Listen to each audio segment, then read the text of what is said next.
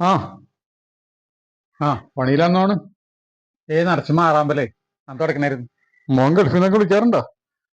ആ വിളിക്കാറുണ്ട്. ഇന്നലെ ഇവിടെ വിളിച്ചുള്ളൂ. സുഖമായിട്ടിരിക്കണം. ആ സുഖമായിട്ടിരിക്കണം. വളറയാ ആ വരും, വരാറായിട്ടുണ്ട്. ശരിയെന്നാ, പണി നടക്കട്ടെ. ആ ശരിയാണ്.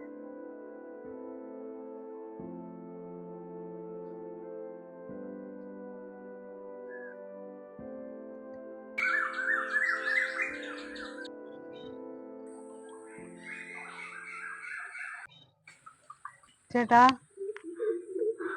എന്തേ? അവൻ 2 3 ദിവസമായിട്ട് വിളിച്ചിട്ടില്ല. വിളിച്ചെപ്പന്ന് ഞാൻ അങ്ങോട്ട് വിളിച്ചാലും ബിസി ബിസി ബിസി. അപ്പൊ കുറച്ച് നാളായിട്ട് വിളിക്കുമ്പോ 2 വർത്താനം പറഞ്ഞാൽ വെക്കും. അതവൻ വിളിച്ചോളൂടി, അവന് തിരക്കായിരിക്കുള്ളൂ. നീർന്നാവല്ല അത് പിടിക്കില്ലേ. എന്ത് തിരക്ക്? അവന്റെ കൂടെ പോയ പിള്ളേരൊക്കെ ഇതുപോലെ തിരക്കല്ലേ. അവര് ഡെയിലി വിളിക്കും. ആ വനജ ചേച്ചി ഇന്നലെയും കൂടെ എന്നോട് പറഞ്ഞോളൂ, മോൻ വിളിക്കാറില്ലെന്ന് ചോദിക്കാൻ എന്നോട്. എനിക്ക് പറയാൻ പറ്റുമോ വിളിക്കാറില്ലെന്ന്? അവൻ വിളിച്ചോളും, നീ മിണ്ടാണ്ടിരുന്ന. അവൻ വിളിച്ചോളും.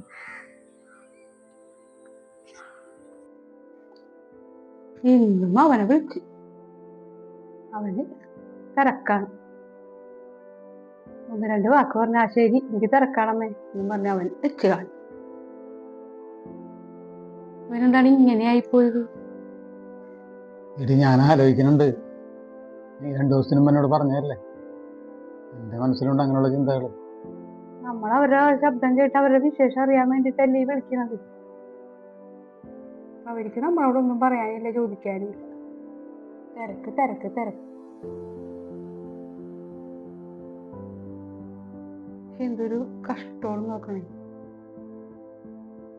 നമ്മളെ വിഷമം നമ്മൾ ആരോട് പറയാ? എന്നെ വിളിക്കണില്ല അവൻ. ഞാനിപ്പോ ആലോചിക്കണേ, ഞാനിതുപോലെ ഗൾഫിൽ കിടന്നിരുന്നപ്പോൾ എൻ്റെ അപ്പനമ്മേനെയൊക്കെ ഞാൻ അധികം വിളിക്കാറുമില്ല, സംസാരിക്കാറുമില്ല. അവരാഗ്രഹിച്ചിട്ടുണ്ടാവും അമ്മ വിളിക്കാനും നമ്മളോട് സംസാരിക്കാനൊക്കെ. പക്ഷെ എന്തോ നമ്മളങ്ങനെ വിളിച്ചിട്ടില്ല. നമ്മുടെ അപ്പനോടും അമ്മയോടും നമുക്ക് സ്നേഹമൊക്കെ ഉണ്ട്, ഒരുപാട് സ്നേഹമുണ്ട്. പക്ഷെ അത് കാണിക്കേണ്ട സമയത്ത് നമുക്ക് കാണിച്ചിട്ടില്ല. ഇപ്പം നമ്മുടെ മക്കളും നമ്മളോട് അങ്ങനെ തന്നെ കാണിക്കും. നമ്മ ആരോട് വിഷമം പറയാൻ? ഞാൻ എൻ്റെ അപ്പനമ്മേനെ അന്ന് വിളിക്കാത്തപ്പോഴേ അവരെന്തോരം വിഷമിച്ചിട്ടുണ്ടാവുമെന്ന് ഇപ്പം എനിക്ക് മനസ്സിലാവുന്നു. ഇന്നവരില്ല. നമ്മുടെ മക്കൾ നമ്മളോട് അങ്ങനെ കാണിച്ചില്ലെങ്കിൽ അത്ഭുതം. അതങ്ങനെയാണ്. നമ്മൾ കൊടുത്തേ നമുക്ക് തിരിച്ചു കിട്ടുള്ളൂ. അതെപ്പോഴായാലും അങ്ങനെ കിട്ടും.